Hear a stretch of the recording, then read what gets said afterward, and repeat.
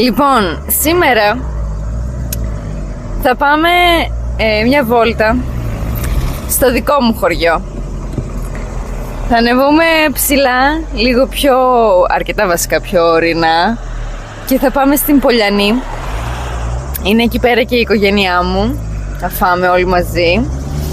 Αυτή την περίοδο ο παππούς και η γιαγιά μένουν εκεί, ενώ κανονικά οι παππούδες μου μένουν κανονικά στην Καλαμάτα, κάτω. Το καλοκαίρι ο παππούς πηγαίνει και μένει ερημίτης μόνος του εκεί πέρα επάνω και πηγαίνει πολλές φορές και η γιαγιά και κάθεται μαζί του. Έχουμε κήπο, έχουμε νομίζω λίγες σκότες τώρα, ή τις έχει φάει Αλεπού? Έχει λίγες σκότες? Έχει λίγες σκότες. Και θέλω πολύ να σας δείξω το χωριό γιατί είναι πάρα πολύ όμορφο. Και θα σας εκμυστηρευτώ ότι αν μπορούσαμε να μείνουμε κάπου έξω, άνετα θα πηγαίναμε στην Πολιανή να μείνουμε.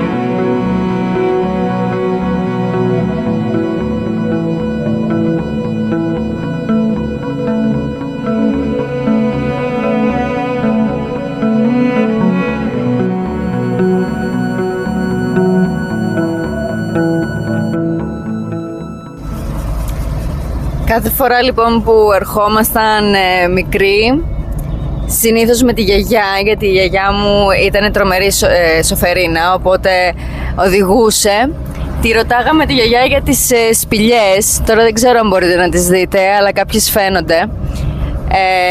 Και μας έλεγε πάντοτε ότι μέσα σε αυτές τις σπηλιές οι Έλληνες πολεμούσαν τους Τούρκους, γιατί η Πολιανή έχει πολύ έντονη σύνδεση με την Επανάσταση και βλέπετε το βουνό πως είναι από αυτή την πλευρά, οπότε λέει ότι όλοι πολεμούσαν εδώ πέρα πάνω στα βουνά. Και επίσης πάντοτε η γιαγιά μου ανέφερε ότι συνέχεια προσεύχεται για τα παιδιά τα οποία πεθάνανε σε αυτόν τον δρόμο, γιατί αυτός ο δρόμος για την Πολιανή φτιάχτηκε πολύ παλιά, δεν ξέρω πότε, δεν θυμάμαι, θα το ρωτήσω και θα σας πω. Φτιάχτηκε πολύ παλιά από φανταράκια και νομίζω 2 είχαν σκοτωθεί, είχαν πέσει στο γκρεμό. Και αυτό εδώ πέρα που βλέπετε είναι ένα παλιό εργοστάσιο που έβγαζε, τι έβγαζε, πέτρες, κάτι έβγαζε, όπου επίσης εδώ πέρα κάποιος είχε πεθάνει και το κλείσανε αργότερα. Οπότε και ο δρόμος είναι πάρα πολύ ιστορικός και τα βουνά εδώ πέρα είναι πάρα πολύ ιστορικά και το ίδιο το χωριό έχει πολύ μεγάλη ιστορία, θα σας την πω αργότερα.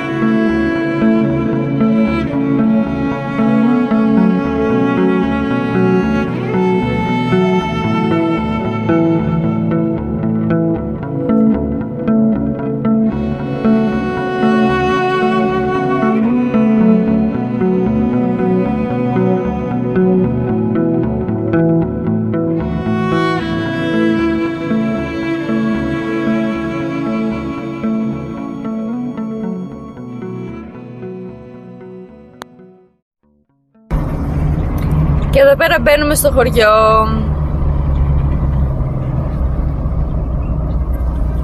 Από εδώ πέρα μονίμως υπάρχει μια αγελάδα και 2 και 3 μερικές φορές. Από εδώ πέρα, όχι από εδώ. Από εδώ. Μπαίνουμε στην πλατεία.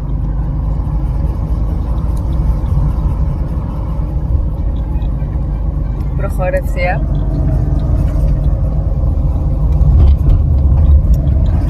Και εδώ θα στρίψεις αριστερά. Αριστερά. Ναι. Α, sorry, συγγνώμη. Στο δρομάκι.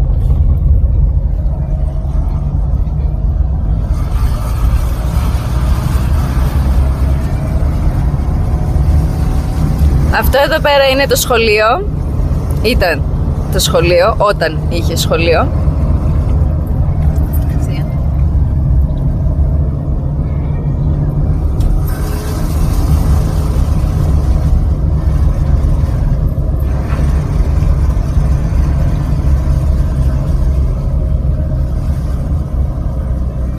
Και εδώ είναι η μεγάλη εκκλησία και το νεκροταφείο και εμείς πάμε αριστερά.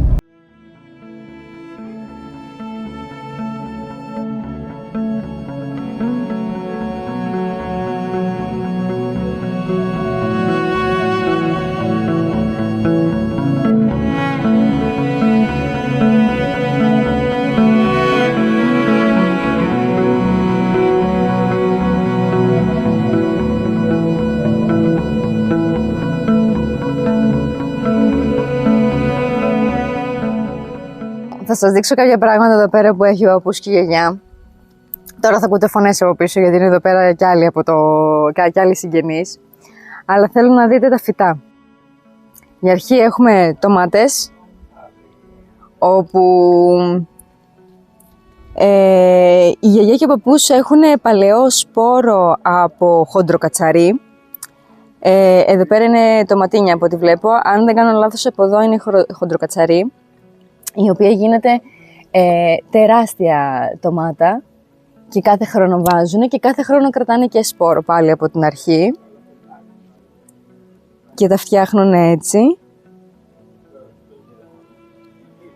Εδώ τι έχει βάλει. Αυτά τα είχα πάρει εγώ στον παππού. Δεν θυμάμαι πώς λέγονται, καλές νομίζω. Τα είχε φυτέψει εδώ πέρα και από τότε βγαίνουν συνέχεια και τα προσέχει. Τώρα βέβαια έχει περάσει η ώρα τους. Εδώ, μελιτζάνες.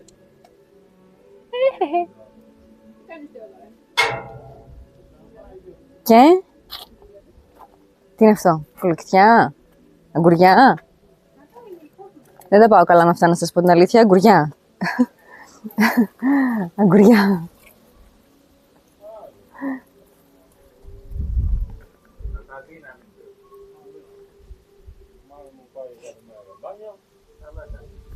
Τριαντάφυλλα, πάντα έχει τριαντάφυλλα εδώ πέρα, πάντα. Λεβάντες, λεβαντίνες, πιπεριές.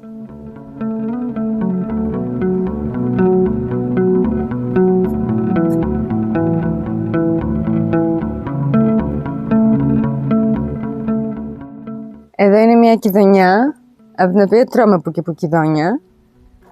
Εδώ δεν έχει βάλει κάτι φέτος. Εδώ πάλι αγκουριές.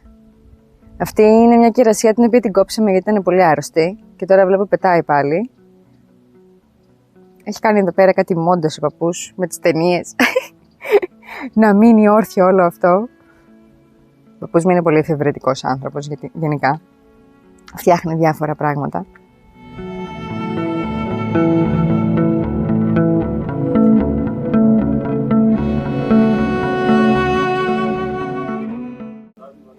Φασολάκια.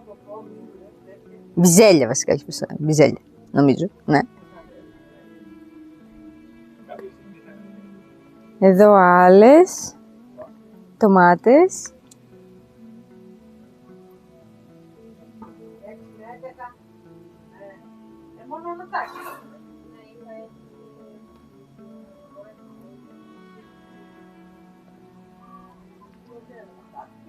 Κολοκτιά.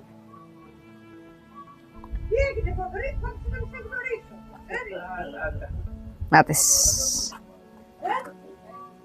Τεράστιες. Τεράστιες. Εν τω μεταξύ, εγώ δεν τρώω ντομάτες, τις απεχθάνομαι πλήρως. Αλλά όλοι στην οικογένειά μου και ο Θοδωρής τρώει πάρα πολύ. Εγώ δεν τις αντέχω κάστανο. Βέβαια βλέπουμε ότι είναι τελείως φυσικές, έτσι. Δηλαδή ο παππούς βάζει μόνο, πώς το λένε,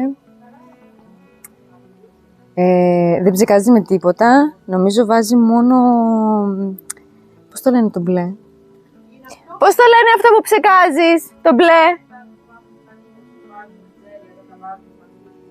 Δεν μ' ακούνε τώρα. Λένε άλλα πράγματα.